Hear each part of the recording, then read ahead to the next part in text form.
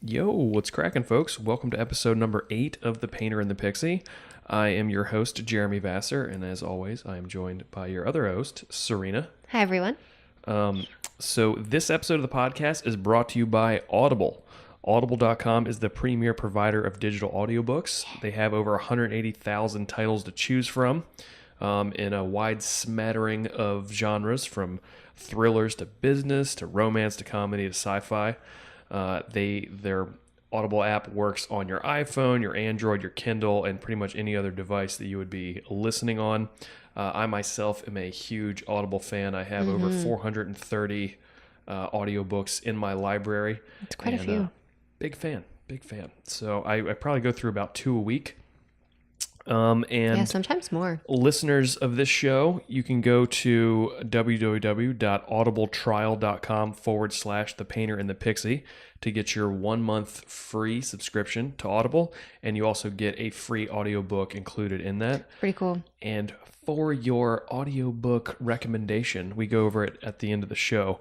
So I'll just touch on it here briefly. But I would recommend my fantasy recommendation this week, which I think Serena would enjoy, is the King's Dark Tidings series by Kade. And the first book is, I forget the name of the first book. But it's all right. They get it at the end. The King's Dark, we talk about it at the end. It's fine. And but you want to start at the beginning. I recommend that whole King's Dark Tidings series, but start at the beginning. There's 3 books out right now. I'm not sure how many there's going to be, but they're wonderful. And the other one is Mark Greaney's thriller series, which is called The Gray Man. Huge fan of that. I think there's like 5 books out. I'm listening to his newest book this week, which is called Agent in Place. But again, if you're going to start listening to that series, I would recommend starting with the first novel, which is called The Gray Man, and it's very, very good if you're into thrillers. If you're not into thrillers, expand your boundaries. Listen to some new fun stuff. It's great. So also in this episode, Serena and I talk about another wide smattering of topics. Yeah. Recap our weekend. Yeah, we had some little exciting episodes that we will. The thumbnail gives a little bit of it away, but I'm not going to say anything here. You have to listen to see what that's all about. Yep. I had a fitness evaluation. I've never done that before, not like this, so that was kind of fun. And chatted a little bit about some stuff, your new goals, your new challenge for March. Yep, another fun March challenge that I'm doing with my brother. Yep. So I think that's enough of a lead up. Yeah, I think so. Without further ado, ladies and gentlemen, please enjoy episode number 8 of The Painter and the Pixie. This is only the beginning. All right, ready? Ready? What you're going to hear about today is nothing short of a miracle. Well, I don't believe it. Let's find out. Ready, set, go.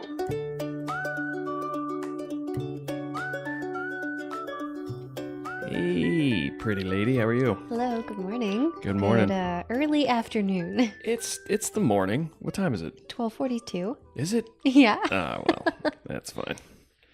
Well, we decided to have we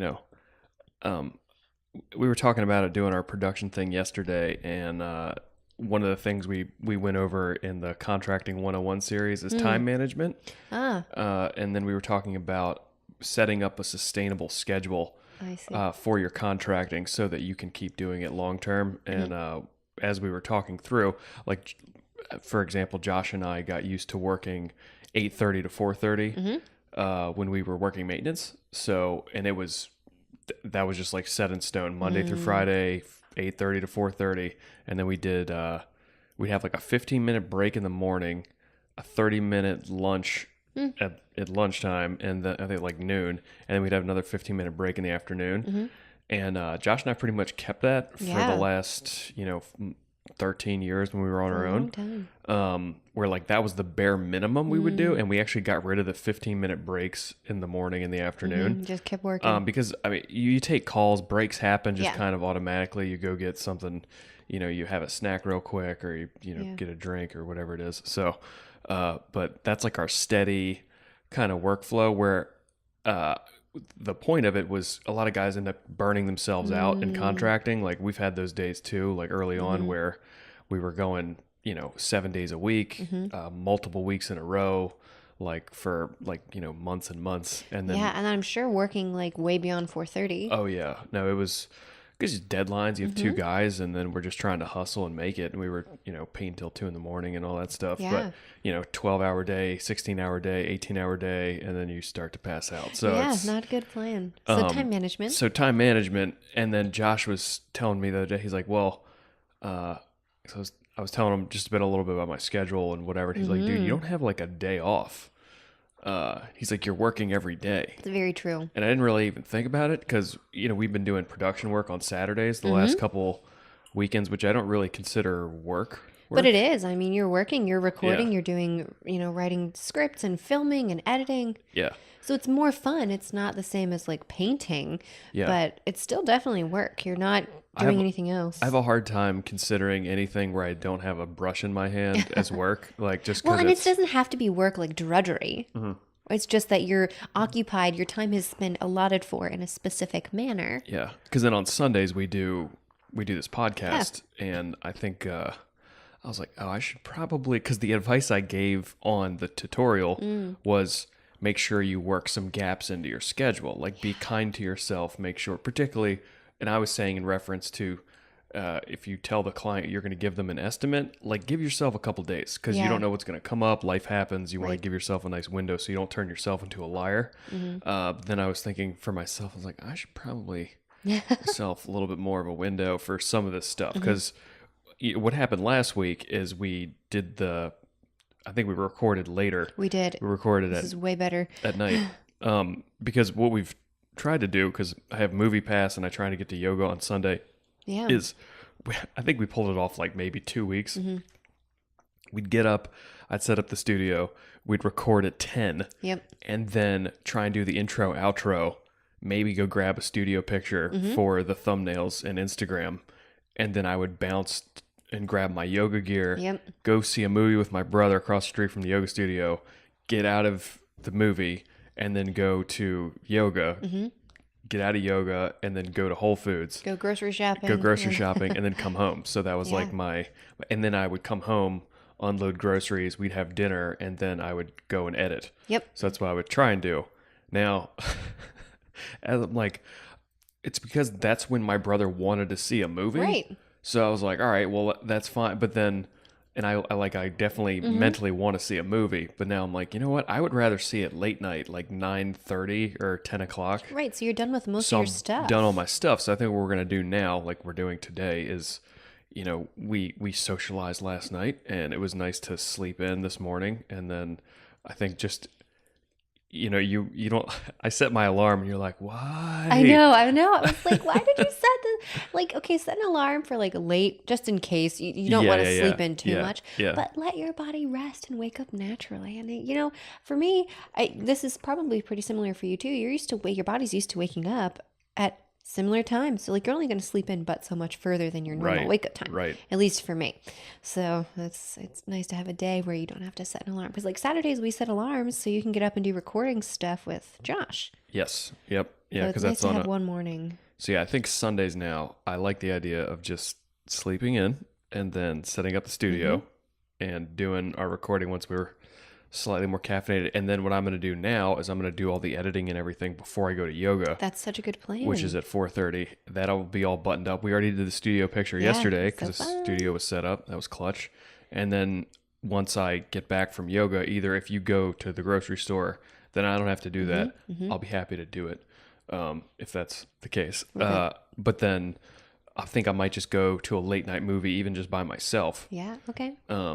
And then that way it's at like because that's when I like watching movies. I don't really like watching them in the middle Yeah, of the like day. an end cap of your day. Yeah. Because then I was, it's weird to do all that and be like, I have a lot of work I need to do. Yeah. So- Like, let me just screw around for a little while and hang out and totally decompress. Oh no, let me turn all the engines back on as soon as I'm out of Yep, this movie. full blast. Here we go.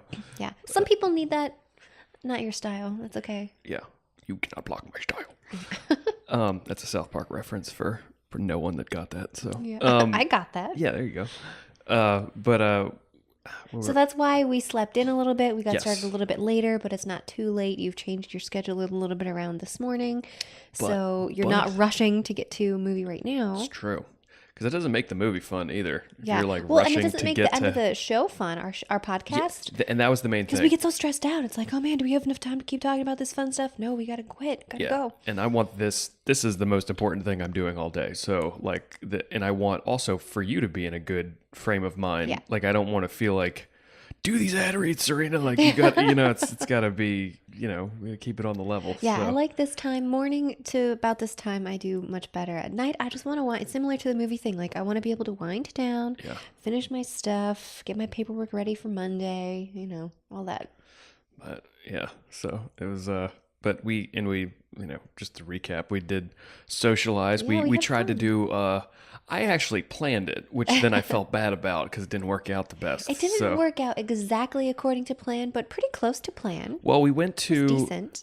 to a brewery that we had gone to in our sober January challenge, and we obviously wanted to go back and enjoy Some of the brews. Yeah, the delicious beer that's on tap, and they were supposed to be a food truck there, and it was a gangster food truck. Like it was really going to be good. Like it had, All it was kinds like, of good stuff. apparently their pork belly tacos are amazing. I would still love to like see them in their full Hunt them glory. down, Yeah. find the food truck.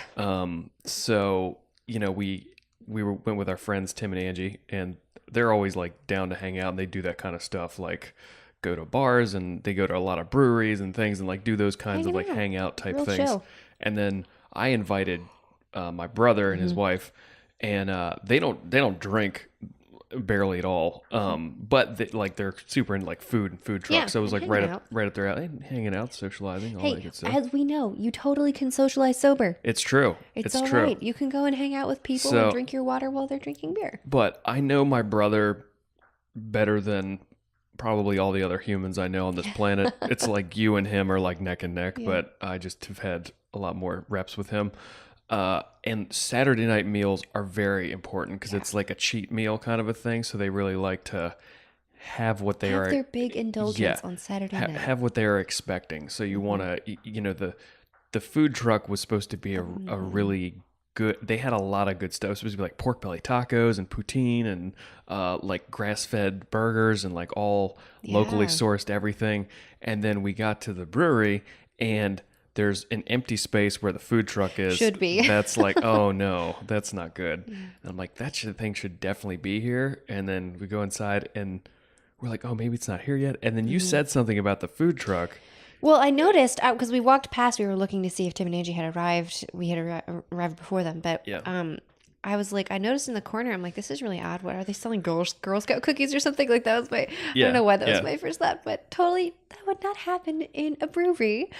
Anyway, I was like, oh, someone's exchanging money. Oh, they're passing food. Oh, that's the food truck. They had a little like a card table. Yeah. Where they had, little burners set up behind them that they had 2 or 3 things from their normal menu. Yeah, it reminded me of like what people, like parents would do at like a baseball game. Yeah, yep. Like set up a little table where they're like doing, and then they only had like 4 items off their normal menu. Soup, So- salad, and main it was, course. and it was like maybe like a brisket sandwich. It just, Yeah. it was not. Not exactly what we were It was anticipating. not what we were anticipating, particularly having the expectation. And I will say too that I had the hype. I recorded all day yesterday, and then I actually made it to the gym. I did my full strength and conditioning workout. I did mobility work, and then I actually got my I did sauna and steam, and so I got my and I just to toot my own horn here. If I get to yoga today, I will have pulled off the perfect workout schedule awesome. for the week. When you get to yoga today? I'm just saying, when I go at 4:30, I will have pulled off. It'll be 2 yogas, Awesome. 2 strength and conditionings, and 3 jujitsu. Perfect. So I'm just saying, I was like, and I'm just I'm like, yes, I'm doing it. But anyway, it was very disappointing. So then I look at my brother, and they're like, everyone was hungry, and it's like blood sugar is dipping. Like we need to get this thing going. And then I was like, oh, we could go to another restaurant that's like down the block a little ways. And then I knew it was going to be packed, and it was like, because it was my idea. Like I invited everyone, I did the research. And then I'm like, oh, this is not going well. I think I should have just given everybody permission to like bail. Yeah. Be like, hey, like salvage your evening. It's still early. Like, we'll still hang out with Tim. You guys bounce. Well, because like and for go get me, food. I'm like, I would have eaten a brisket sandwich. You know what I mean? That did not sound bad to me at all. Right. Now, I didn't have any of the hype. I didn't do any of the research. I had It's no true. expectations for this food truck. It's true. And had already eaten for the day. You know what I mean? Like Yeah. this was just extra stuff. I could have just gone and had the one beer and like enjoyed myself. You know? Yeah. That was kind of my expectation And for myself. I think I could have done the same, but it was more the expectation of like having some good food. And that I was like, okay, how can we salvage this?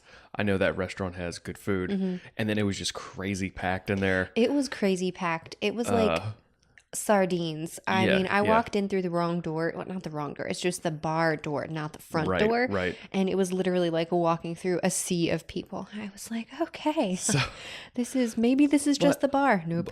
But I will say that I think we salvaged the evening. Tim and Angie know like every bartender at the Perk, so they were able to like put our orders in, and we got takeout, took it back to Free Will, and had some. We kind of like salvaged the evening, I think. So yeah, I think it was fine. It was good.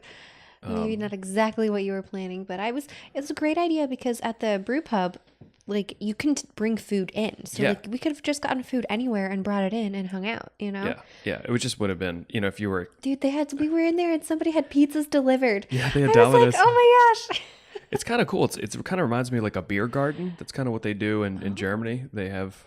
You bring in outside food, and there's just kind of these big picnic tables set up. It's a nice little atmosphere for what it is. It's great. We sat in the big front room last time we had been in the back room. I kind of think we should have gone to the back room, but it probably would have been a little quieter. It seems like it's quieter. Yeah, there's more dispersal of sound, but it was still fun. Right. Yeah, so it was we cool. We kind of missed the dinner rush by going back and forth to the different restaurants. It's true. So it worked out nicely. Yeah, we pulled it out. Fun. But then the beer I had was delicious. It was like 9 point something percent. 9.5. 9.5, which I didn't really feel at the time, but then I definitely woke up because I had 2 of those. Yeah. Which they were delicious. 2 pints. They did not. Normally, did you know? Fun fact about beer: if the beer, thank you, Tim. Tim told me this last night. I did not know. You would this. know for sure. If the beer is over 10% or more in alcohol, you can't get it in 16 ounces. You can only get it in a 10-ounce pour, or lower than that. But mine was 9.5. Since yours was 9.5, you could totally still get it in a pint. It comes in pints? Yeah. So good. So I didn't know that you were able to partake of that. But then I didn't have a ton of food yesterday as per normal. On your Saturdays, you kind of get locked in and focused. You do like your eggs and bacon for breakfast, snacky things for lunch. Sometimes I do the best when I get that smoothie in. Yeah. So not to reharp on the smoothie train, but I'll probably do one today. Yeah. Hey, as we noted last time, that's a really consistent source of calories for you. It's wonderful. Yep. So, but it's weird being filming and being on camera. It takes a lot of juice. Yeah. Like, podcasts are like we're on camera right now, but we're doing it mainly for the audio, so it just feels like a normal conversation, and you're not trying to. I mean, obviously, I'm trying to not sound like a moron, but with the camera, you're staring into the lens. And, you hit action, everything's rolling, and then it's like, you're trying to convey things and keep the edits in mind. And thankfully, like the workflow is really good. But I think we did like 13 videos yesterday, which is pretty solid. Yeah. So we're almost done the principal shooting, which is sweet. Very cool. So hopefully it'll be like 2 more days of shooting. And I think we're going to upgrade the screen capture software. I'm going to use an application called Screenflow, which is a little bit, it does 60 frames a second, which is a little bit faster than the one that you use. Yeah, I don't use mine for that kind of thing. And it's not, I don't think it's web-based. It's an actual application that is like recording. But anywho, that's what we're going to be working on. And like in March, we'll be doing more of this kind of stuff where it'll be more like editing, adding the different elements to it. Like I've got to find a good source of music, which is a little bit of I've been watching some videos on that this week. But the licensure is a little bit different for commercial stuff. Very tricky. Which is a little bit of a pain because I can't use, I might talk to Epidemic Sound, but I kind of want to see if I can just get some free stuff from like SoundCloud or some other source. Also, I found a bunch of artists on YouTube that do music for like Casey Neistat. And you can just like DM those dudes and say like, hey, can I have this song for like $50, and that's a steal. Like Yeah, they'll that's give you, they can give it to you for like whatever. It might not even be $50, but Right. you can. And that to me is actually the best case scenario for these artists because they're getting Yeah. paid directly, and it's not through some sort of service. Yeah, that's great. Because then a lot of the services are just really restrictive on what you can use the stuff for. Because like if you have a YouTube license, it's not the same as if it's Podcast educational license. material Oh, or if it's a podcast. So because if you're charging for it, like automatically, it's a different licensure than if you were up on YouTube and then you got monetized. Like Right. it's a different thing. So other All the hoops you got. other tips and tricks that I've got to learn and you know, but that's a fun challenge. So, but anyway, yeah, well, what I was saying is like, since I came from like sauna, steam, working out, I had a lot of coffee yesterday. And then when I definitely was in the dehydrated zone, drinking, which I felt fine, but then I woke up, you know, in the middle of the night last night, and I was just like, oh, I just need more water. Like I'm gonna be up for a minute. You know, we talked a little bit. We both woke up last night. Like, hey, buddy, what's up? So I got Gus up and I went out and watched a movie. And he's just like a cuddle bug. He's like, we're awake. Okay, I'll just lay He down did not here. care. Yeah, he was just whatever, man. Where am I gonna lay down and sleep? I'll just roll over. You can pet me more. Yeah. So that was, you may not have felt the alcohol then when you drank it. Yeah. But then afterwards, you definitely felt it at 3 o'clock this morning. Yeah, it's like none of the, you know, you just want the good parts. I'm like, what? Mm-hmm. So today will be a lot of hydrating. Yeah. After this. Yeah. Oh, speaking of working out, when I went to yoga on Wednesday, you didn't make it. I didn't make it. But you got us some delicious things, so I appreciate that. I was I'm running sorry. errands I'm too sorry far it away. took Could so not long. quite get back in time. But we're in Bucks County, Pennsylvania, and it got very warm on Wednesday. It was like 70, 75, something like that. That's true. And in hot yoga, when the temperature shifts that much, the room is so much more humid, and it feels so much hotter. It just feels so much more hot. And I looked at the temperature setting, and it was only like 105 in there, which isn't that bad, really. Yeah. And they kept it kind of at 105 the whole time. It maybe got up to like 107, 109, but like I've seen it way hotter in there. Mm-hmm. Dude, I hadn't been in a while because we've been a little bit like I've been a lazy turd. Well, a while, you mean like a week? A week, yeah. Well, for me, yeah. That's so. I came back and you know I got the front row, but it was hot. Like I was feeling it, and I'm like, dude, am I just like out of season here, or is it just feels?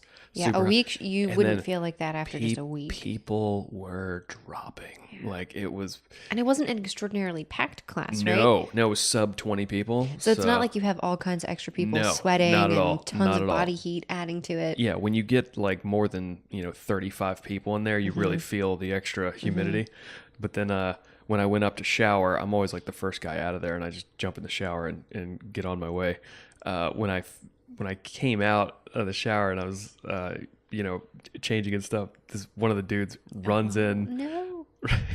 He runs in, super nice guy. He's only been doing it a little while. He just runs in, and then he did that like I'm gonna throw up stumble into the bathroom, and like everybody knows what that looks like. You've either seen one of your drunk friends do it, or like someone in athletics, or you've been the drunk or friend. you've been the person. It's like a stumble sprint fall, and the end is you hugging porcelain and just, it just sounded like he dumped a bucket of water in the toilet. That's like awful. it was. Aww, poor guy. And I was like, but hey, he made it. He made it in the room the whole time. And he's like, cool. I'm like, hey man, dude. And I went over and kind of shut the bathroom door. I cut the lights on for him, shut the door, and he's like, oh, I'm sorry. I'm like, dude, it's totally cool, man. You made it to where you needed to. Yeah. So good job. Wow. And then he was just, hugging porcelain for a few minutes. I can't believe he ran upstairs. Like, there's a bathroom downstairs. Why did you run up the stairs? I think it's like, I would imagine it's the same thing as, when humans get in, like if they all come into a stadium or something, or a movie theater, and there's a fire, everyone leaves through the exact door they came in on. Like, because your brain just remembers, how did I come in here? That you don't think of like alternative avenues. So he just thinks like, what's the bathroom I've used?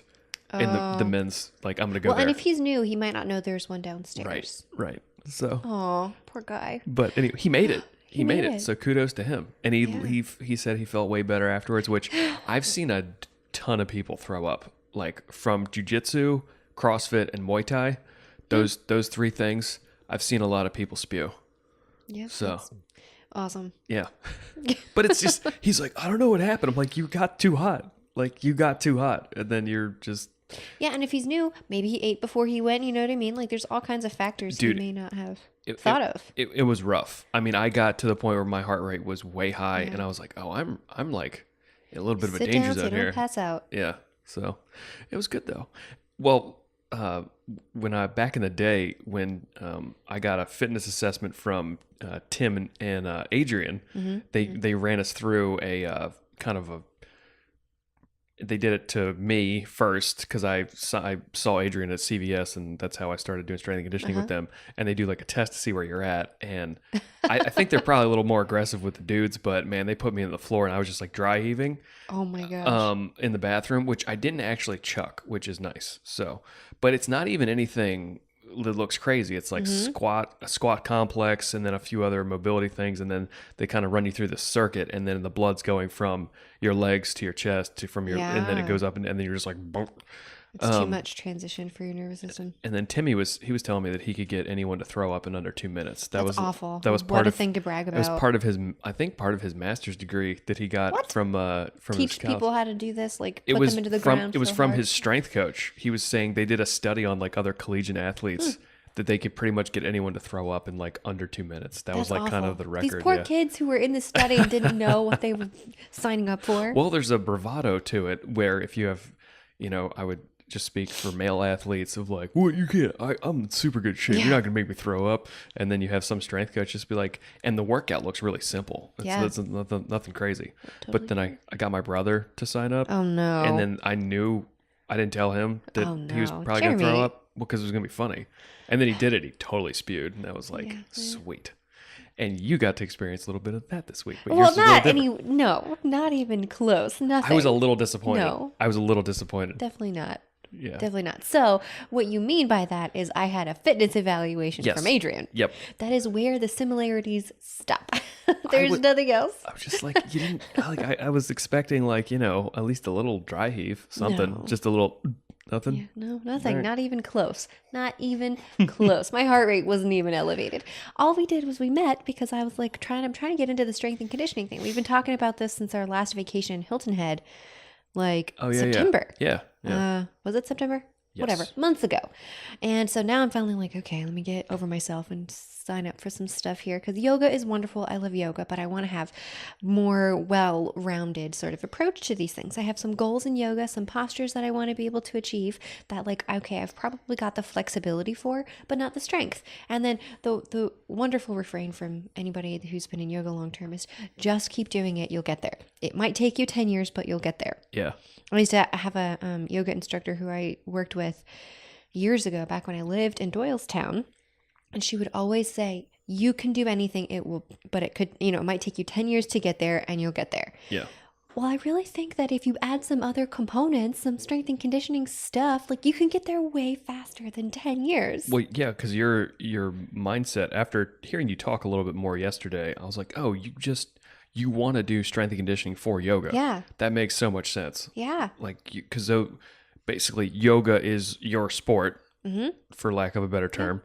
But you could definitely get stronger because there's people that have the same philosophy about jiu-jitsu. Like if you want to get better at jiu-jitsu, you should just do more jiu-jitsu, which like, that's kind of like if you want to get from A to C, like going to B first, like kind of out of your way versus just, there's like a nice straight line. If you do strength and conditioning is you're getting stronger. And if it's specific to, if you say like, because you were telling me that you told Adrian, like you want to do this move, this like a zombie press. And so there's specific type of strength that you want to cultivate to be able to do those things.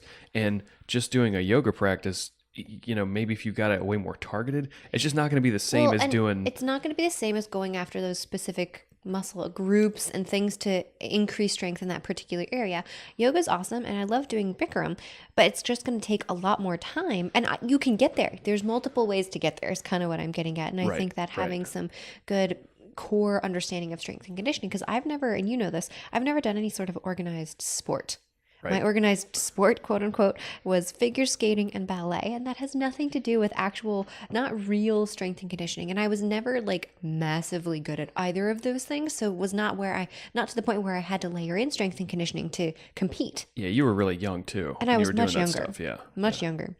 So that's where I'm like, okay, I want to see what this is all about. So definitely no dry heaving. It was very basic.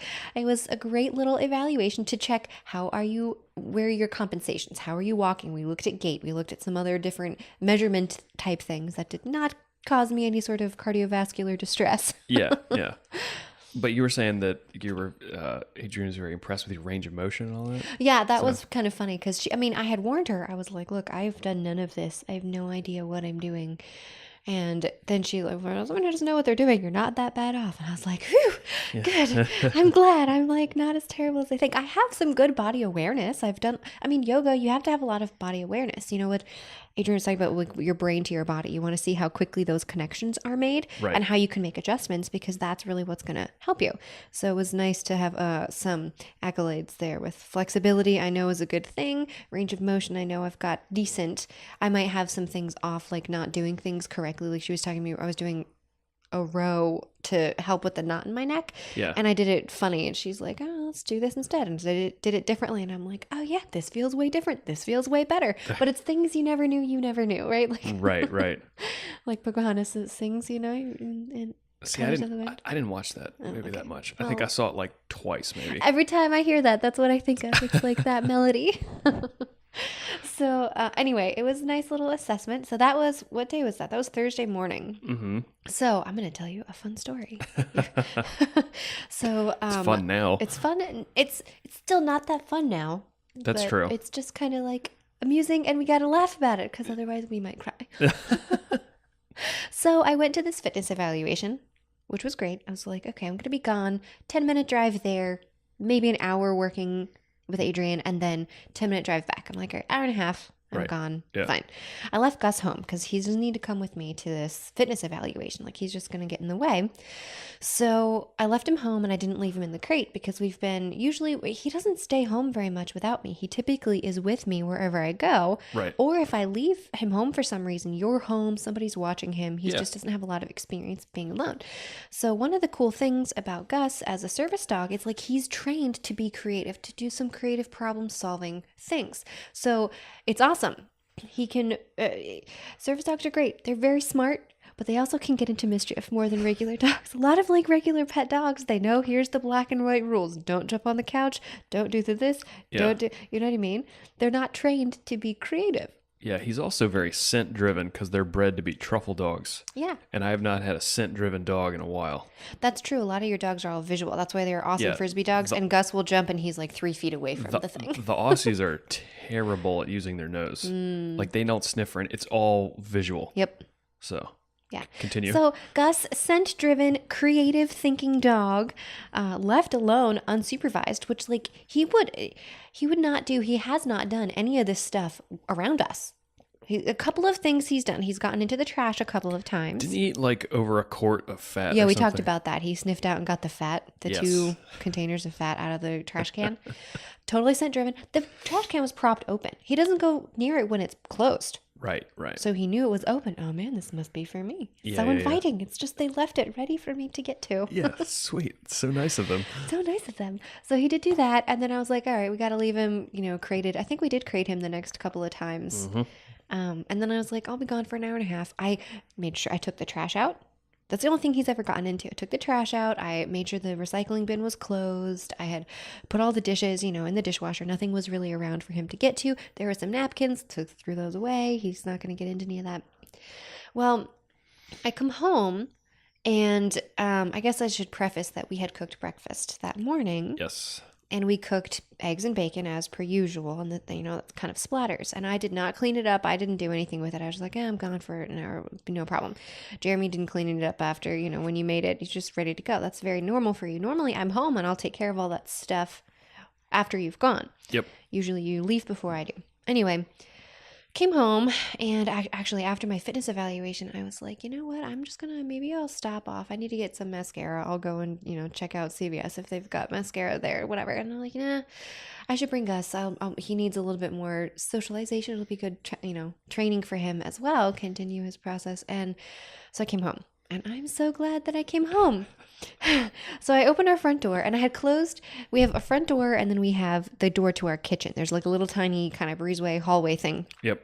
And then I had closed the bedroom door. Gus was free reign in this room here. I'll keep him contained. It'll be fine. So I opened the front door, and I smell something weird. And then I opened the door to the kitchen, and in front of me is just a wall of black smoke. Yeah. Smoke, billowing, and gas. And I'm like, okay. So I called Gus, and he ran out of the bedroom, which I only thought about this when I thought about it later. He had gotten the bedroom door open. Was hiding in the bathroom because that's the furthest away from all of this billowing smoke. So I was like, okay, if the house is on fire, call Gus, get him out of the house. We'll just figure out what to do. Call 911. Thankfully, the fire department is like 3 blocks from us. Yeah. But I heard clicking, and I was like, okay, what's the clicking? So Gus, little fluffy furball that he is, creative scent-driven dog, licked the bacon grease off the knob of our gas stove. Yeah. And turned it on. He either licked it off of that or was like had his paws on it as he was licking the rim of it too. Yeah, one of the two. I mean, I think he was licking the knob because the knob was spotless. Right. Definitely wasn't spotless when I left. It's true. And he had turned it on high, so it was clicking, trying to light, because we have a gas stove, right? Yep. So fire, burning, gas leaking everywhere, smoke all over the place, and I just kept thinking, and so I turned it off. And our cast iron skillet was on top of the stove. Yes, our cast iron skillet was on top of the stove, so it wasn't just flame coming up. Yeah. But it had burned everything. There was grease, there was pieces of egg, there was stuff left on the cast iron skillet that was all burnt to a crisp. It was burnt so much that it was smooth, like glass on top. Yep. And then flaked off, and it was like the middle of it was flaked off and just broken, with definitely not seasoned cast iron, just raw now. Yep. So I turned it off, opened the windows, and then it was literally like, we have 3 windows, like 3 chimneys, smoke billowing out of these windows. And I was like, okay. And I looked around, I'm like, no other fire, nothing else is on fire. We're okay. Got Gus out, got some fresh air, opened the door, got our little tiny fan that we use for white noise from the bedroom, and propped it through the window, blowing the smoke out. It was a very close call. Could have been very bad. It was a horrible smell. This was nasty. Mm-hmm. I just kept thinking, you think so quickly in that moment. And I was like, okay, the towel that's normally hanging on the edge of the stove was not there. That would have totally caught on fire. Yeah. There was a wooden spatula spoon thing, a little removed, maybe 2 feet away from the cast iron skillet. Super hot to the touch. Who knows when that would have just totally exploded. The granite countertops were wicked hot right next to the stove, too. Yeah, everything was burnt to a crisp, all of the food particles bits that were there. And thankfully, nothing just the hood of the stove I was imagining would be on fire, and it was fine. It was okay. Everything turned out to be okay.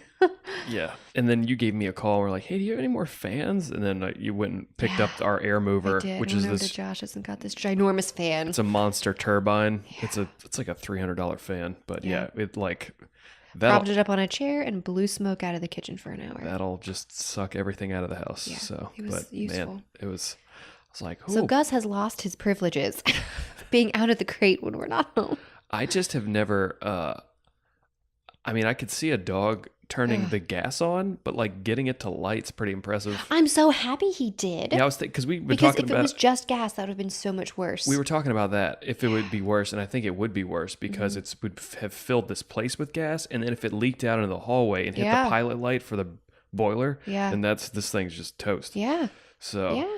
Yeah, but anyway, so he's going to be in the crate now if we leave him unattended. Everybody's okay. Yeah. And I was so glad because he was so fluffy. I trimmed him yesterday, but he could have caught on fire. He himself could have just caught on fire. For sure.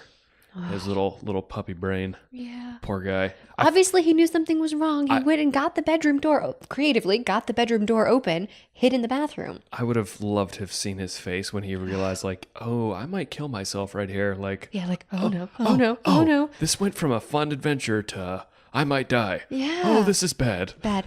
This is bad. He's like, and he came over when I called him. He ran over to me like a bullet, right over to me, leaned on my leg, leaned into me as hard as he could, and his little tail was like doing this tiny little flip, like, oh my God, I'm so glad you're home. I can't believe, I don't know what happened. I'm really sorry. This is not what I had intended to happen. I would just thought I was getting some bacon grease. So my bad. That's Yeah.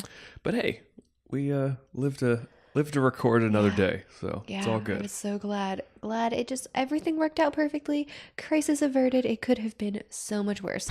Who knows how long that stove was on, but I tell you, there was quite a bit of smoke in here. Yeah, well, I mean it torched that pan, so that was yep, definitely could have done some damage.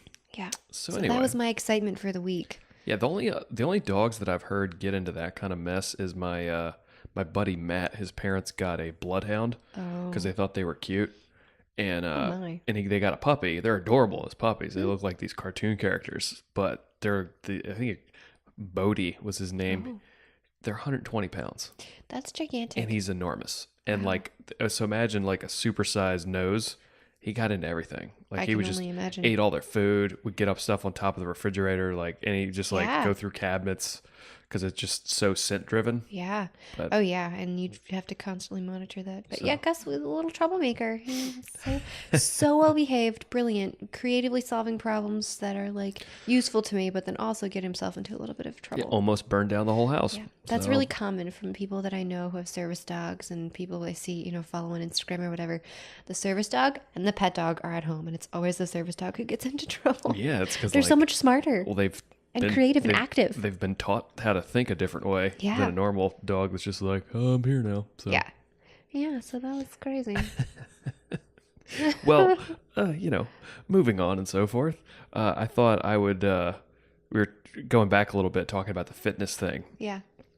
So I was... Yeah, back to that. That's where this whole thing started. Yeah, well, we knew we were going to talk, but you had to tell the Gus story this week. That's why the thumbnail is you with a fire extinguisher and Gus. Yeah, that makes a lot more sense to you people now, I'm sure. Yes. My brother has been doing a little bit of... This is a complete other tangent, but he did some, not doomsday prepping, but just doing some, setting aside some different materials and supplies and things for... in case you lose power, which happens a lot around here. If we get a big snowstorm or something, just having some basic stuff set aside, and he kind of was doing some research. And then once you start going down that road, there's a lot down that There's a rabbit hole. lot of people building bomb shelters and stuff. He's not doing any of that, but one of the things that he was looking at, I showed him this cool site. I forget the name of it, but they do these really sweet medical supply kits, so first aid kits, and it's all contained in this awesome bag that's all it kind of unfolds and unravels and has all the cool stuff that you would need. It's a great kit. Yes, and so basically where we land, I was like, hey man, I think we should get those for our trucks and a fire extinguisher and just have it in my truck. Good plan. So I think that's what I'm going to do now. We're going to get those probably this week. Good plan. As a Handyworks business expense. Sometimes you don't expect these. That's why they're called accidents. Yeah, but it'll just be nice to have a know that I've got that out there, and so forth for that kind of thing. But back to fitness. Oh yeah. We talked a little bit last week about kind of how to wrangle your attention, and we've been talking about procrastinating and all of these types of things. So I was thinking through kind of my general mindset, which has been cultivated. You tend to repeat behavior that you get rewarded for. And I got rewarded for procrastinating and then trying really hard to short time window all through school, and it worked out literally every time. So 4.0 student, I just crushed school and it worked. Like I said, you have to give yourself some motivation. For you, that's what worked. That was your motivating factor. Was oh crap, I got to get this done now. But if that method of action worked every time, you have no reason to adjust. True. So and then you cut that mentality loose in the world. It's not conducive to. It's not a rock solid formula for everything. We'll say. But I was thinking, like, okay. It has its uses, right? Like you can work under pressure when you've got quick deadlines coming up, but not the best for like long-term preparation. It's a really nice gear to have. And you have that gear too, I think, from a variety of things you've done, like stage management stuff, that level of being on and performing. You have to have a plan and then be prepared for when stuff does not go to plan. How do you fix it? Yeah. Yeah. So it's being comfortable in chaos is great, but manufacturing your own chaos that you then become comfortable in is not. So right. So I see. And we've talked a lot about 12 Rules for Life by Jordan Peterson, and just he talks a lot about potential, and people are constantly gauging their potential, and it's something like if you kind of like the best version of yourself. And I always tend to think of it as like, what is the upper limit of production? Like, what's the upper limit of accomplishment? Okay. Right? Is that how you would think about it? For like maximizing your potential? Okay. Quote unquote. Sure. Does that make sense? Yeah. So I always think of it at like the very edge or upper limit before you fail. Like, particularly it's easier for me to contextualize it in terms of like some sort of athletic endeavor, because you can get to a failure point, and then you're like, am I at the edge of my potential? And then you fail and you're like, yep. Oh, okay. I see. But so you could also say before you burn out, because fail sounds like you've in that type of endeavor, I understand what you're saying now from a fitness perspective, because you go to the point of failure till the muscle failure, right. But it doesn't mean that you failed doing the task. Right. Okay. Well, it's just well, like, I mean, it kind of does. Yeah. Like what's the upper boundary? Upper limit before you kind of crest into too far. And I think human potential I think that's why like the Olympics and stuff are really fascinating to a lot of people, because you're seeing someone that trained, with the best in the world, that has maxed out their athletic potential. Like when you watch Shaun White do his half pipe run and he's pulling off, that's insane. Yeah. I don't know, like people hopefully know how dangerous that is. Like people get messed up. Yeah. All those dudes have multiple surgeries, concussions, like Crazy. It's crazy sketchy. And then people like doing luge and the skeleton, they're like bullets going like 90 miles an hour down an ice chute. That's some crazy, like Netherland Finnish people stuff. Like that's crazy stuff. Like who the hell came up with that? People who like to manufacture their own chaos. I guess, man. I mean, I'm sure it's a rush, rocketing down on a sled face first, dude. Not But my cup of tea. so that's kind of how I usually gauge the athletic potential. But then there's something to like, if you became the best human you're capable of being, like you maximize your strengths, you addressed your weaknesses, and then you were living in a manner that was, have a positive impact on everyone around you. You have some sense of progression in your own life. You're moving through things that you want to move through. You're acquiring new skills. You're conquering, all these obstacles, and hopefully kind of bringing something awesome to the party that is humanity at this point in time. Yeah. Alleviate unnecessary suffering. Which I kind of categorize as like the positive impact on people around you. Yep. So yeah, but I always thought about it as like an upper limit, and like how you should try and get it is just push super hard. So like see how hard you can push until you fail. That's such a Jeremy way of doing things. Yeah, well, this is what I'm talking it out now. I don't think it's the best formula. Like I think it's good to have that like balls out, like being able to floor it, right? I think that's good. But like that should not be your every day, every situation, every circumstance. Should is a strong word. That is probably not going to get you to exactly where you want to be. How dare you should on me? Yeah, I took it back. I took it back. I'm not shitting on you. I would just say my estimation would not necessarily be the best way to go about living life. Flooring it every chance you get. It's had its up and downs for sure. Yeah. Some positives, some negatives. Just got to weigh those two. You did benefit from me flooring it for a while, though. I'm just saying. Yep. So that's pretty much pedal to the metal our whole dating experience. Yeah, from my side too, man. So yeah. Seriously. It's nice now. Yeah, nice now. Woo. So yeah, you can cover a lot of ground quickly, but so here's I'm circling this topic here. I think that I'm trying to do is more like raise the floor than like conceptually lowering the ceiling. I got trapped in a conversation earlier this week, which this is another tangent, but we're talking, so that's what's happening. Where it was a philosophical debate, which I think are brutal. I think they're brutal when you don't have a point or a lot of knowledge on the subject, and it's kind of just like, I want to be right here. Yeah. So it was between a bunch of dudes, and I won't say where, but it was just like, also there wasn't a lot of like listening going on. When it becomes like, here, let me just tell you these.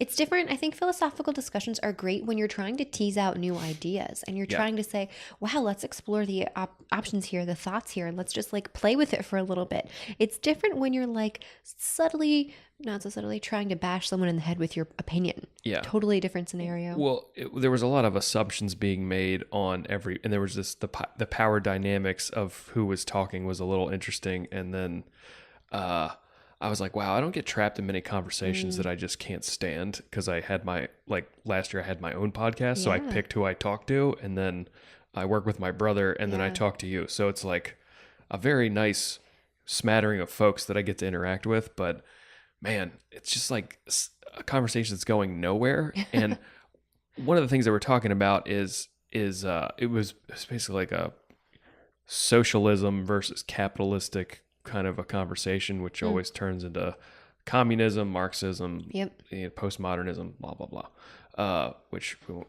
get into. But I've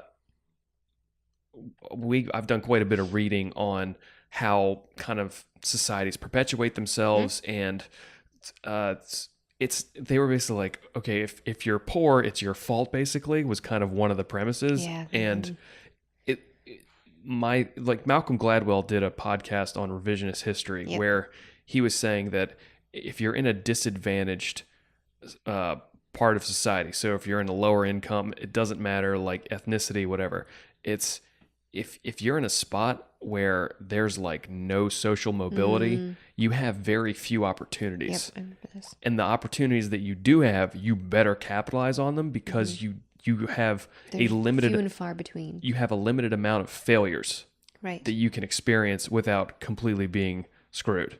Whereas like someone I'll take myself for example, like I grew up in the middle class. I have a lot of opportunities.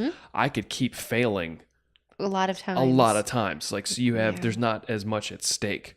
So my thing is like, well, we should be trying to present more opportunities and have more ways for people to excel than to like try and cap the ceiling of how high people can succeed. Yeah. So okay. I see what you're saying. Like it would be better to have more winners. Yeah. Then like you're always going to have people that are going to win like crazy and have like a shit ton of money and just be balling and out of control. But you want to have more opportunities where if people want to work, want to apply themselves, want to excel, and give them, lower the stakes for failure so that it's not as bad. If you do fail, you have a lot of opportunities to work your way out. So I transposed that kind of idea that I've been milling around with, providing more opportunities and things, and upping the floor to my own level of production. Oh, I see. Where just have like minimum requirements for my week. Because one of the things that I have an issue with is like if I don't push myself hard enough, I feel like I've not done enough during the week. Do you feel like that ever? Sometimes I do. Kind of. It's like if you don't, I could have done more. That's the mentality that you kind of come back to, is like, did I do everything I could possibly do? I think about this all the time. This is a little bit of sideways to see if we're on the same page. I think about it all the time. Like people celebrate holidays, right? This is the Christmas 2017. It's like that day is a big deal. And I think about this all the time, that every day is a big deal. This is still the only day of today, this date, this time, right now. Yeah. So like, why do we have to wait for some special event to make the most of it? Still today, use that time wisely, because that's still the time that you've got, right? So it's kind of similar where I get to the end of the week and I say, did I use those days? Those are the only 7 days of this past week that are going to be those exact same 7 days. Right. Have I used that time effectively, wisely, constructively, usefully? Have I made the world a better place in that time? Or have I just like hung out and watched Netflix? Just so fun. Yeah. Well, it's something like, did you move the ball forward? Like, Yeah. have you done everything that you can do? And it's, for me, I never feel like I've done enough, which is like, okay, that's not great.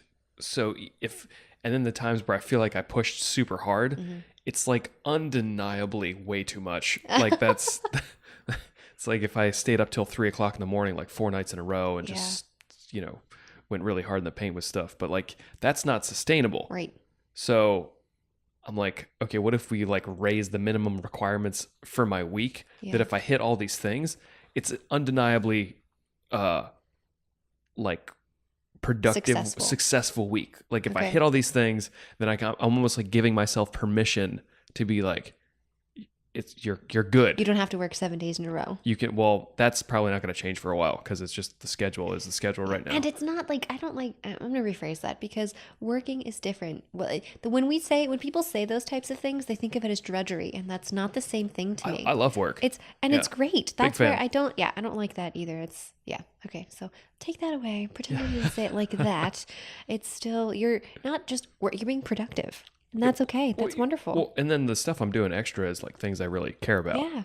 So, and then the other things are working out, jujitsu, because a big part of being some observations I've made, being a successful human, you would like to see a constant progression in something. So if you have a dead end job, maybe you've got a hobby that you're, trying to excel at. So maybe it's photography, maybe it's like for me, jujitsu. I like to see my skills pushing forward there. For you, it's yoga. You want to see your skills moving forward there. And it's dog training, like whatever it is, cooking, baking, whatever. So, so what I'm trying to do is like with my workout schedule, it's like, okay, if I hit all this stuff, then I'm just giving myself less excuses to like screw off. Cause we dabbled in some, indulgences, we'll say. Yeah. Earlier in February. Enjoyed our time. It was good. It was good. Well, and that's where you said something about like work and did you say work and recovery? I don't remember what you just said a minute ago.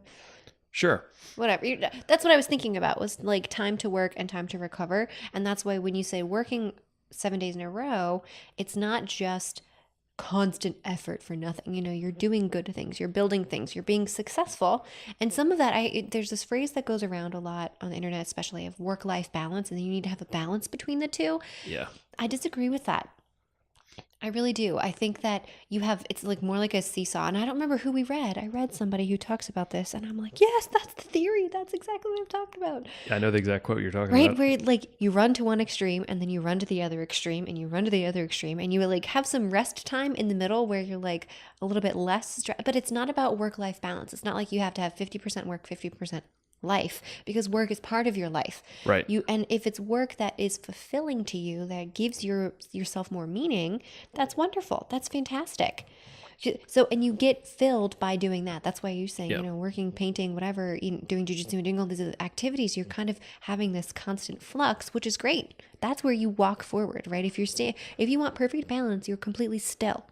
Yeah. And life's not about standing still. You're moving forward or you're going back. Yeah, well, whatever that book was, his point was people talk about work-life balance as if it were something that was achieved. Mm-hmm. Like, I've hit this perfect ratio, and you just stay there. He says, no, it's an active skill, balancing. Right. You're always balancing. Yes. That was his thing. Mm-hmm. So, like, sometimes you're going to have, if you have a career, you're going to have way more work and less family. And sometimes you're going to have way more family and less work, or like whatever your orbs of things are.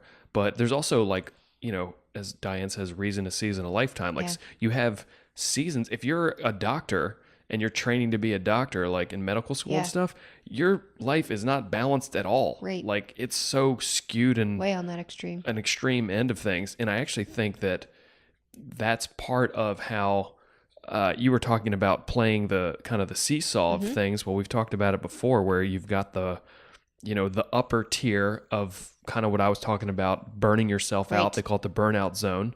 And that's the upper limit of the amount of stress your body can handle from like a mental and physical, you see in like adrenals, people just like redline it. You stay up late, you work. This has happened to like law students a lot too, doctors, like anybody that's pushed. I mean, I've done it with painting, just like keep working. You're not taking enough time to rest, all that stuff. But what happens is like you start to acclimate, but then you kind of fall off the edge there and you're in a really unhealthy space. The other one, they call it the rust out zone, whereas your life is going so slow that the rust out zone's more, you don't have a lot of things going on. There's no progression and you're depressed. That's really like the bottom end of the rust out area. And then most of life happens kind of in the brackets between, and it's a spectrum going from one end to the other. But as you push your body harder, kind of your boundaries of healthy parameters like widen a little. So like, I think so, especially when you know how to do self-care. You can have active recovery. You talk about this all the time. You don't have to just lay around and do nothing. You don't have to go to rust out to recover from burnout. You can find somewhere in between. Like for you, doing productions on the weekends, that's great. And then for other things too, like jiu-jitsu is not that's like the fun stuff, and then yoga for me is my recovery stuff, because it's no one's trying to choke me. And it's not that I'm not trying to get better at it, I'm not like going crazy. Not the same competitive mindset towards yoga. Correct. So we talked about the rust out and the burnout and all that jazz, and it's balancing. And I know, being a Vassar, I need to have a lot of shit going on, because I'm very much like my dad, and the other, like my brother's the same way as well. I feel the same. I was thinking something similar. What? I was thinking, for me, my rust out zone like comes quickly. I could be doing a lot, what seems like a lot to other people, but to me, I'm like, I need more plates spinning. I need more going on. You're definitely better at higher speeds. Higher speeds. Yep. If I don't have enough stuff going on, then I will go into the rust out mode. I've told you before, you're like a Ferrari. Like they're terrible in traffic. Like it says too much, like, but you're really good at going balls out. Or like a MotoGP bike. They're really unstable at low speeds. They get crazy stable at high speeds. Right. Yes. I feel and like I've never ridden one, but they say like when it's going like 150 on a straightaway, it's just like it's like just stuck. Like you can't even tip it over. It's just like so rock solid. Stable. Which I would say you and I are similar with. That's what I was thinking. We're always like better, because we just turn into turds when we slow down too much. But, so raising the floor is what I'm coming back to. So Josh and I have worked out this challenge that I'm going to throw out to our listeners. If you want to participate, you may. So Josh and I have done a lot of challenges back in the day, like when we were trying to get a lot of these things knocked off our lists, when we were working on some other projects together. This was a couple years ago. And what we would do is we would bet against each other, and they had some dire consequences if you did not complete your challenge. Like we got very creative with the punishments. So, and we would have to shake on it, and we would decide on like over the weekend what the thing would be, and then we'd like shake on it on Monday, and you'd have to like get that stuff done. It was right. And if you didn't accomplish all those tasks, you had to do the punishment. Yep. The negative consequence. So here is I like this, we've done the January challenge, things that add to your momentum. And one of the things that I have been thinking a lot about is doing more kind of consistent strength and conditioning, just like with reps and things like, daily push-ups, things like that, that just kind of keep as we get older, it's just keep your baseline solid. Keep your baseline solid. And then kind of like I said, raising that minimum output that you're doing. So we're going to do one in March where, so every week it's going to increase. So you've got to do, so for the first week, you have to do 100 reps. Of anything? Of anything. It doesn't matter what it is. Here, I'll give you some parameters. Okay. So like a push-up would be 1 rep. Right. So, but then you have to do 100 push-ups. You can't do other things. No, you can do anything you want. Any combination of things. So you could do, you could do regular push-ups, decline push-ups, hand release push-ups. You can do like abs. You could do crunches. You can do suitcases, dead bugs, whatever, like plank. For plank, if you hold the plank, every second you hold it is a rep. Okay. So if you held a plank for 60 seconds, that would be 60 reps. Okay. And this is, you have to do 100 reps every day. Okay, So of anything. 7 days a week of anything. Because that's pretty decent. the reason we're doing any exercise and not just push-ups is just in case you get injured. Yeah, you can like adjust and like, okay, I'm not feeling it today. I'm going to do squats. It's just so you can't back out and be like, oh, I'm hurt or whatever. Right. I can't do the squats or whatever it is. So, and then each week it goes up by 100 reps. Oh man, that's a huge jump. So week 1, 100 reps every day. Week 2, 200 reps every day. 3 is 300. And then the 4th week is 400. Now we'll work it out because I think March is like 31 days long. So you got to do like that. It'll be there's like 3, I'll have to look at the calendar, but like the first 3 days of March are like midweek. Like I think it starts on a Wednesday or something. So for that first week and a half, you do 100 reps and then it rotates over every Monday is where it increases to 200 reps. Yeah. So does that make sense? Yeah. As far as what the challenge is? Yep. And so that's what we're going to try and do. And I think I would stay on some sort of cycle like that if it worked out well, to just keep doing that, where you had low reps and then you kind of keep working and then drop back down. Yeah, that's a good idea. And work back. Because there's so many different things you can do. You can do squats, you can do lunges, you can do push-ups, planks, abs, all that stuff. All kinds of stuff. And the other thing too is your regular workouts do not count. Oh, okay. So it's got to be in addition to the regular workout sense. that you would be doing. Okay. So, all right. So that's our challenge. And if you fail, which is you guys are like the negative stimulus. if you miss any day, it's because it's got to be. You can't like there's no makeup days. Okay. Well, I have a question about that, but continue. Go ahead. What's your question? No, go ahead. What's your punishment? So it is because we have Movie Pass and so forth. It is a movie and a meal of the other person's choosing. Oh no! So like Josh could go make you watch some terrible movie and eat Taco Bell. Yep. Oh. Yep. That's pretty much what we exactly talked about. Yep. That's funny. Well, because one of our challenges before was we were going to make each other go see The Revenant again. Yeah. Because the trick is with those movies, you really want to pick one that's really long because you want to waste as much of their time as possible. And you're not, it's just so brutal. Yeah, that movie, not a fan. Yeah. Wow, that's a pretty decent. Okay, so here's my question. What happens? Do you have an illness clause? So Megan and I did something similar as far as reps go. We did like, I forget, it was up to like 100 push-ups, I think, because it's like for us who don't do much of this stuff in the month, or like in a day, we worked our way up from like 20 push-ups up to 150 or something like this. Right. And then from 20 squats to 250 squats. But I got sick in the middle. And like I couldn't do anything. Yeah, well, you're a pansy. So do you have a contingency? We didn't even think about that because we had a similar thing with Gotta tough it out, man. No. Take care of yourself. Let your body heal. So it was like 3 or 4 days I couldn't do anything. I just jumped back into where I left off. But I think we have a catastrophic loss in there, like clause, where it's like you have to be on death's door or something to not be able to get those amount of reps. Okay. So. All right. Or like some massive injury that really messed you up. So that's our thing. But then we were talking about what would be, the movie is easy because you just would pick the worst one that's available, and hopefully the longest. Like horror film would be good, something like that, where you're just super unpleasant to sit through. And then the meal, we were talking, it's like, okay, would you go fast food?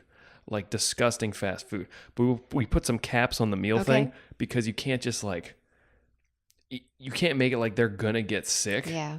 You'd like the possibility they're gonna get sick, but not. Jeremy. But it can't be like our old cheat meal, you know, like where you pick all these things. It has to be like from one place, a reasonably like sized meal that a normal human may eat at like one establishment. Okay. So you can't go to 4 different places and get 4 different things. No, it's got to be like one restaurant. Okay. And we were trying to think, because like fast food, the problem is it's super shitty for you, but they make it taste awesome. Yeah. So I feel like if I got like a Doritos Locos taco for Josh, like it might actually taste good and like his taste buds would enjoy it. And that can't be the case. Like it's got to be horrible.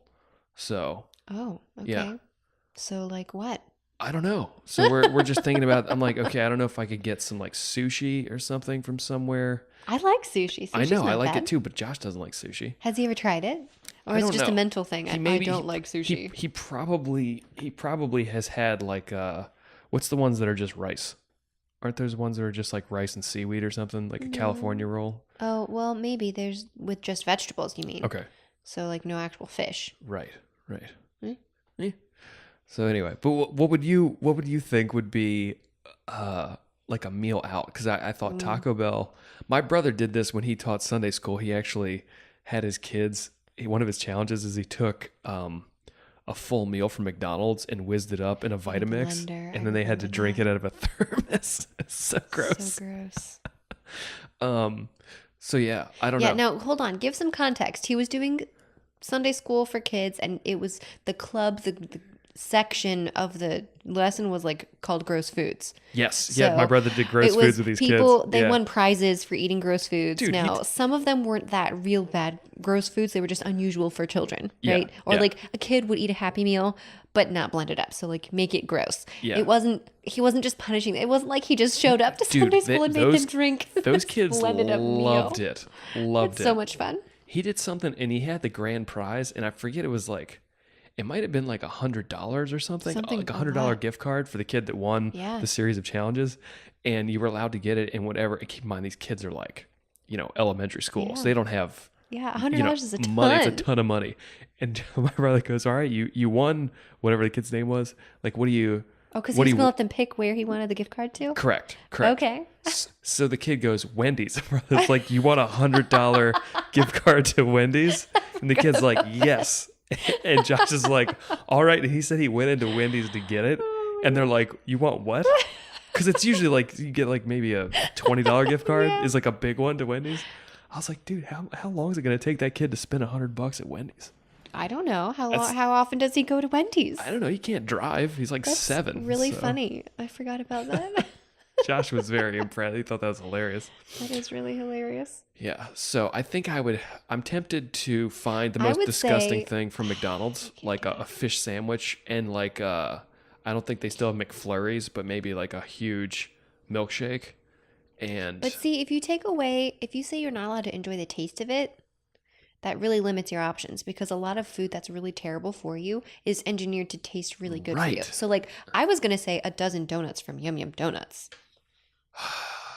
Yeah, something that's like insanely sweet. That would be pretty brutal. But that would be really brutal. I wouldn't do it. I just like, you guys do all this stuff. I'm like, I just wouldn't do that. I'd just be like, no, I'm not going to ruin my health. Well, you can. Well, that's that's why you gotta get your reps in. Yeah.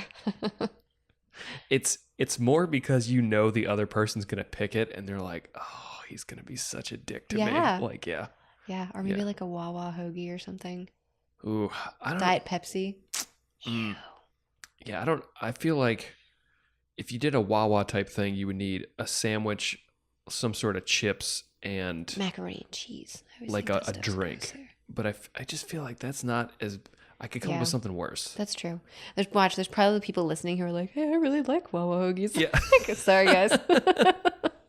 That's not bad. Yeah, I'm not judging anybody. I just, we used to, I kind of ruined Wawa for myself because we were talking shit on Wawa last night because Angie gets her coffee from Wawa. I know. You're like, come on.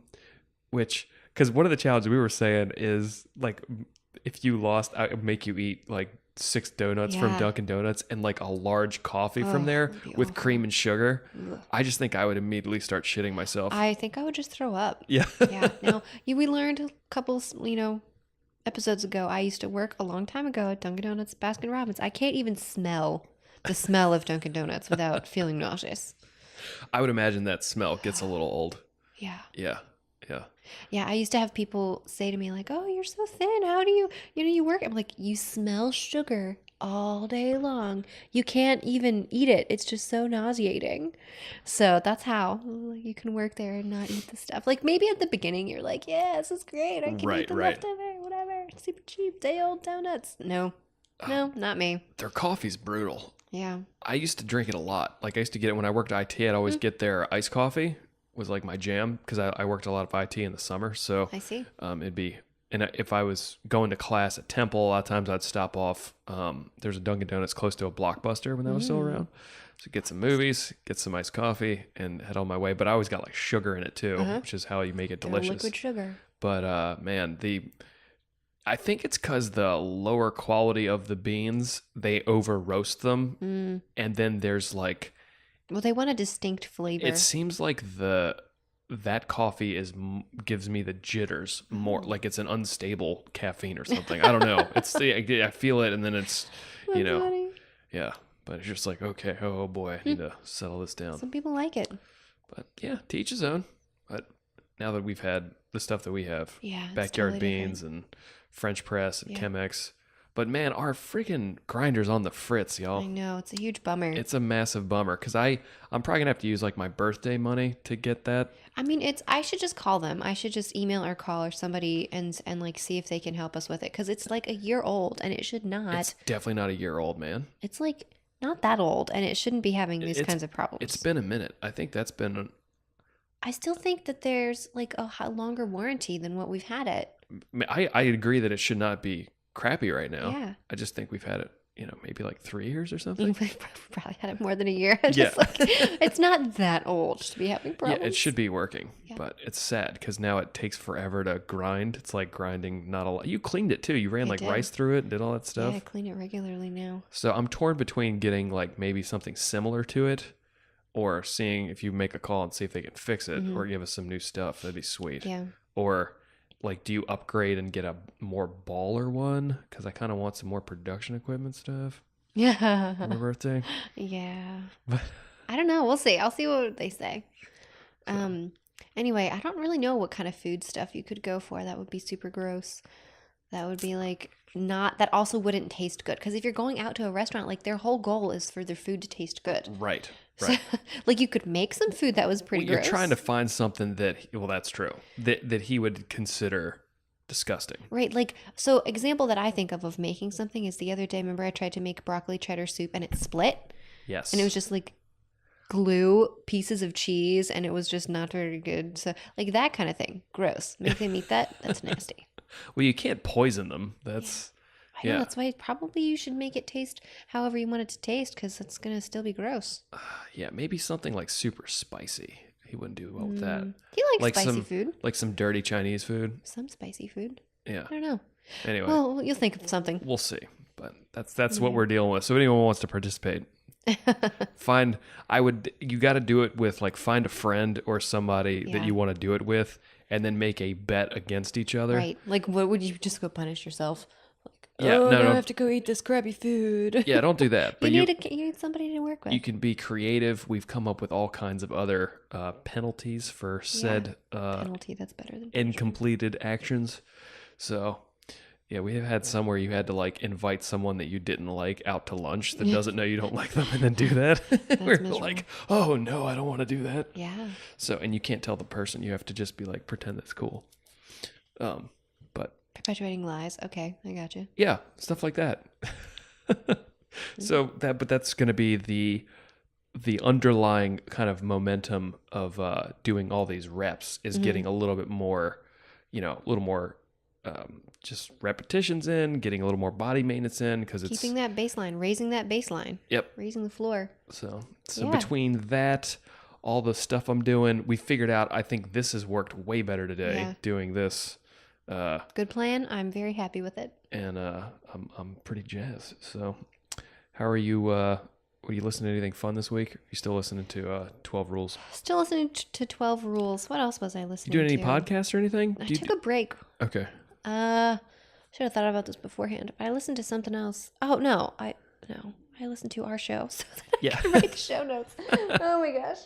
No, I'm just listening to 12 Rules. Yeah. And reading and stuff. I was thinking that you did a nice Instagram post when you did the post of the show notes. Oh, yeah? And I was like, oh, that should just be your Instagram post for the week. Yeah, when I you can do the totally. show notes, because that's a good thing to update people about.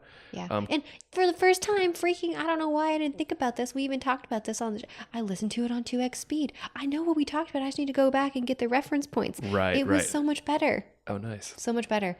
It was hysterical because I started listening to by accident on 1/2 speed. Ooh. And you were talking like this. And I just started cracking up laughing. Like it was hysterical. Well, you probably sounded like a chipmunk at 2x speed. I did a little bit. I was like, but then, like when I giggle like that, it was like, it's so funny. You guys should listen just to see what it sounds like. It was the best. So I just listened to JP and that, and yeah, it's good. Gotcha. Well, I've got some good ones for. Yeah, what are you listening to now? Well, I got what's it called?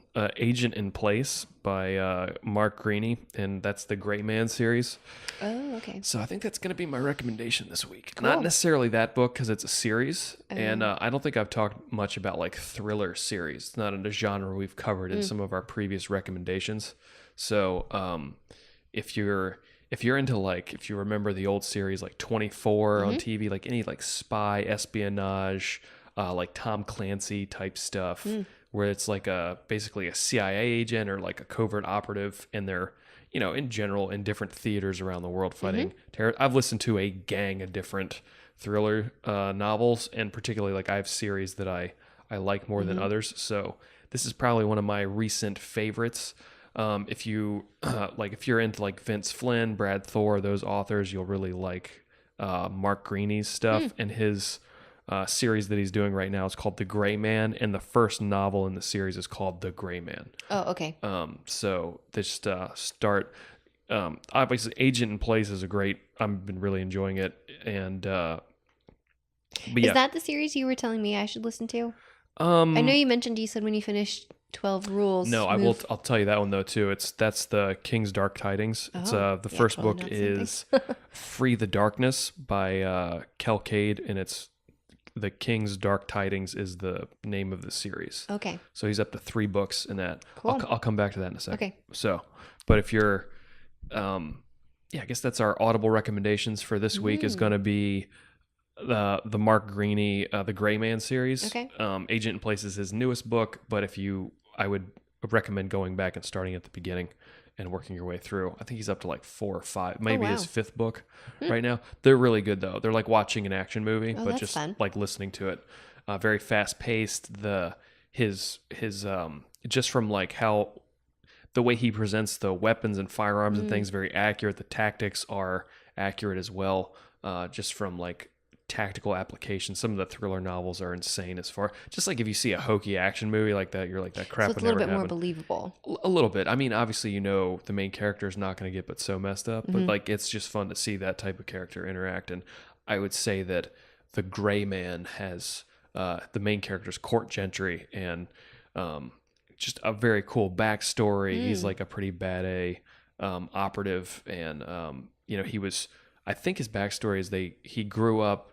His dad was a tactical trainer for the military and actually built a kill house, which is where it's like a shoot house where you go in and you actually do like door-to-door combat and like kick in doors. It's how they train SWAT teams and SEAL Team 6 and stuff like that. And so he and his brother ended up being like the adversaries to the guy's training, and they became awesome shooters because they just trained, you know, in this kill house through their whole youth. Yeah. And then that translated into like, and then their kind of story progresses from there. Okay. But that's super good. And then if you want so that's more like thriller. And then the one I just told you about that my brother just listened through, he listened through the first, there's 3 books. I'm not sure how long the series is going to be. So it's not completed. It's not completed, which I thought they were going to wrap it up in the 3rd book. And then I got like a quarter of the way through. I'm like, there's no way they're buttoning this up right now. But yeah, it's the King's Dark Tidings. Free the Darkness is the first book by Kade, and that's narrated by Nick Podehl, who's like one of the best fantasy narrators. I might know him by listening to him. You've definitely heard him, but it's very good. Okay. So I would highly recommend that one. It's Rezkin is the main character, and he basically grew up in this monastery type scenario where he was just trained in every single skill, like, and then that's kind of the premise. So a little bit like Batman. All the skills. Like way more than that. Okay. Like it's way hard. Like they trained him from like a baby. Wow. So he hasn't known any other life besides these master level swordsmen. Whoa. And they're all just masters from all over this world have come and trained him, and then something happens early on, and then he's kind of cut loose into the world. And then you just see this person who's highly proficient, and he's, like 19 years old and just interacting with things. And he like doesn't understand the concept of friendship, and like he's trying to live out, because they gave him all these rules. Oh. And so he's trying to live by these rules, and then he's now out, and he calls it like the outworld. And he's trying to like still honor the rules that he's supposed to live by, but it's kind of hard to do. But like no one else is abiding by the rules, so it's a very interesting and it gets really funny and interesting almost like immediately. All right, like 2 chapters in, you're like, oh, I see what they're all right. Okay, cool. So I think you would like That's it, fun. and they're pretty long books, but they're quick listen. All right, so cool. I've got like 2 hours left of 12 rules, so I'll move on. To some others. Nice. Sounds good. And then I know I should probably, whenever I tell you about podcasts, I feel like you don't listen to them unless I actually text them over to you. You have to text it over to me. Yeah. So I like screen capture it and then send it over. But there was one Rogan did, I think it was towards the end of last week, David Coggins. Dude, man, I felt like such a little bitch after listening to that podcast. Why is he does he do a lot? I mean, he grew up in a pretty rough scenario. It was like not a lot of money, violent upbringing, like got the shit beat out of him, just like really nasty stuff. And then he, was really out of shape, and then he turned all of that around through all kinds of things, and he became a Navy SEAL. Oh, okay. And he was, I think, one of, at the time, 36 ever African-American Navy SEALs. Wow. So, and then he got through like all this stuff, and then he starts running ultra marathons, and he's just like a really extreme person. Yeah. But a fairly well-known guy, and it was just, his thing is like, be uncommon amongst uncommon people. And that mentality, it was just like humbling to hear his story and be like, man, I'm such a bitch. So just like what he had to push through, and kind of how he did a lot of cognitive therapy on himself that was like just the practical application of it. There wasn't any of the like unpacking and coaxing almost, and like all this fancy. It was like, how many people need therapy? Like this guy just figured his shit out and is like, it was just really, really impressive. Awesome. So very cool. But anyway, I would definitely recommend that one. And then there was another one with Brett Weinstein. It's Weinstein or Weinstein? Brett. One. Yeah. Anyway, him and his wife were on Rogan, and they talked about basically the biological differences between men and women, which is kind of a hot topic now. But they did a really nice job because they're both biologists. Okay. So it was a lot of science. That's awesome. But I know you would really, for what they were indicating, it's, you're very much on bio-individual stuff. So bio-individuality. Yeah. So there's right up your alley. Very cool. So yeah, jot them down, shoot them over to me. Now that I have to look them up for the show notes, I will totally put them in the queue. Yeah, those two. Cool. Well, I think you good? Anything else you want to talk about? I think this was a pretty fun show. Sweet to the beat. Well, thanks for listening, guys. We'll see you in the outro. Bye. All right, thanks for listening, folks. That is the end of episode 8. You said that earlier. 2 whole months. It's awesome. It's very exciting. Love it. Man. So end of episode 8 for The Painter and the Pixie. For show updates, for fun things, you can follow us on Instagram at The Painter and the Pixie. And then, of course, our show notes will be available on our website, www.thepainterandthepixie.com. And this week I will be putting out another post on our Instagram to tell you when the show notes are up. Usually we post the audio file, and then I have to listen to it before I can put the notes on. So I'll let y'all know when that'll be available. Yeah, and Serena's super good about hyperlinking everything, and they're give you all your references. Very robust show notes. So as always, this episode of the podcast is brought to you by Audible. You can go and get your free trial of Audible at www.audibletrial.com/The Painter and the Pixie to get your 1-month free trial, as well as a free audiobook. I went over our recommendations this week for your audiobooks. I will recap them quickly right now, but I would recommend The Gray Man by Mark Greaney, and also Free the Darkness by Kade. Those are both different series. Start at the beginning. They're wonderful. Yeah. Serena, you should listen to them all. Yeah, I'm sure I'll get through them. Absolutely. And one step at a time. And let's see. Oh, one other thing, just as we're closing, we've had some people, give us a shout out on social media, give us some positive feedback in person, and I just want to say how much that really means to. Awesome. I will just speak for myself. It means a lot to me. I'm sure it means a lot to you as well. It does. It's great. And I know there's so much social media and all these different things going on and things to like and look at and subscribe to and all of that. I just want to say that I'm very appreciative of all of the warm wishes and comments, and hopefully people are enjoying this. A lot of people seem to be doing that. And the small comments, even like saying something on Facebook or on Instagram or any of those types of things, it really does mean a lot. So I appreciate that. And, if you feel so inclined, giving us a good review on, any of the platforms you're listening to. Be super helpful, super fun.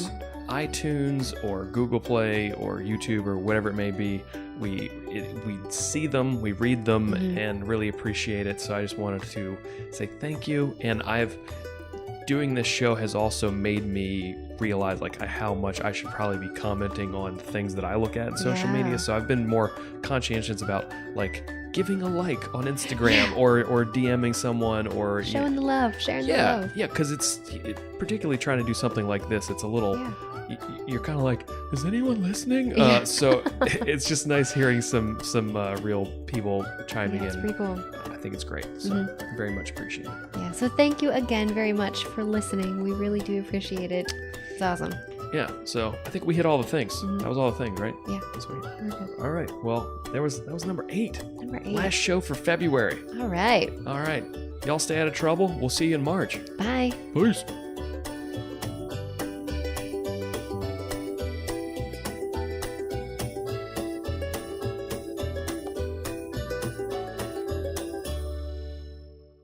Amazing.